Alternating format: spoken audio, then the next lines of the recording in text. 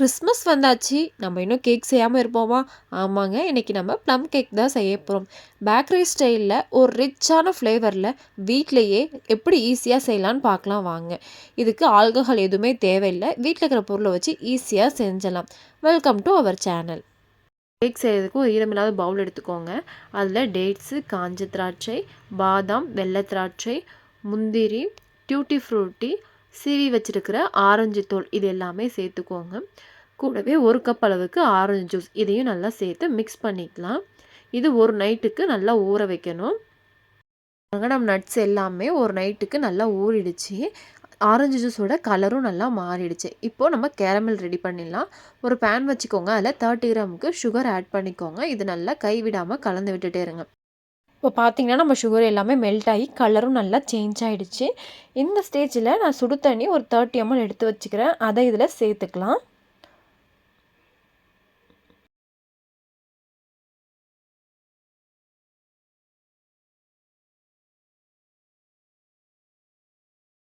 சுடு தண்ணி சேர்த்ததுக்கப்புறமா இது நல்லா மிக்ஸ் பண்ணி விட்டு ஆற வைக்கணும். இப்போது கேக் செய்ய ஆரம்பிச்சிடலாம். ஒரு பவுல் எடுத்துக்கோங்க. அதில் 3 முட்டை சேர்த்துக்கோங்க. கூடவே 1 டீஸ்பூன் அளவுக்கு வெண்ணிலா எசன்ஸ் சேர்த்துக்கோங்க. முட்டை 1 ஸ்பீடில் வச்சு முட்டை நல்லா பொங்கி வர அளவுக்கு பீட் பண்ணிக்கோங்க. இந்த ஸ்டேஜில் நம்ம சுகரை ஆட் பண்ணிக்கலாம். நான் 160 கிராம் அளவுக்கு சுகர் எடுத்திருக்கேன். அதில் 2 பட்டையும் 6 கிராமும் சேர்த்து நல்லா பவுட்ரு பண்ணி வச்சுருக்கேன். அதையும் இப்போ சேர்த்து நல்லா பீட் பண்ணிக்கலாம். முட்டை இந்த அளவுக்கு நல்லா பீட் பண்ணதுக்கப்புறமா நான் 120 கிராம் அளவுக்கு மைதாவும் ஒரு பிஞ்ச் அளவுக்கு பேக்கிங் பவுடரும் சேர்த்து நல்லா சளிச்சு வச்சுருக்கேன். அதை 2 பேட்சாக சேர்த்து நல்லா மிக்ஸ் பண்ணி விட்டுக்கலாம். மிக்ஸ் பண்ணும்போது பொறுமையாக மிக்ஸ் பண்ணிக்கோங்க.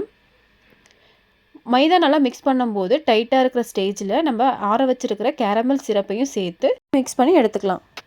இப்போ எல்லாத்தையும் நல்லா மிக்ஸ் பண்ணதுக்கப்புறமா நம்ம ஊற வச்சுருக்கிற நட்ஸையும் சேர்த்து நல்லா மிக்ஸ் பண்ணி விட்டுக்கோங்க. இது ஓவர் மிக்ஸ் பண்ணக்கூடாது. அப்படி பண்ணும்போது முட்டையோட ஃப்ளஃபினஸ் போயிடும். 50 ml அளவுக்கு ஆயில் ஆட் பண்ணி நல்லா மிக்ஸ் பண்ணி விட்டுக்கலாம். இப்போ ஒரு பேக்கிங் ட்ரே எடுத்துக்கோங்க. அதில் ஆயில் நல்லா க்ரீஸ் பண்ணி பட்டர் பேப்பர் வச்சுக்கோங்க. நான் ஓடிஜியை 180 டிகிரி செல்சியஸ்க்கு 10 மினிட்ஸ் வந்து ப்ரீஹீட் பண்ணி வச்சுருக்கேன். அதில் நம்ம பேட்டரை வச்சு 30 மினிட்ஸ்க்கு நல்லா பேக்கிங் பண்ணி எடுத்துக்கலாம். பாருங்கள் நம்ம கேக் எவ்வளோ சூப்பராக ரெடியாக இருக்குன்னு. நல்லா பார்க்கவே செம்ம கலர்ஃபுல்லாக இருக்குது. கேக் நல்லா சாஃப்டாக ஸ்பாஞ்சியாக இருக்கும். நீங்கள் பேக் பண்ணும்போதே ஸ்மெல் அவ்வளோ நல்லாயிருக்கும்.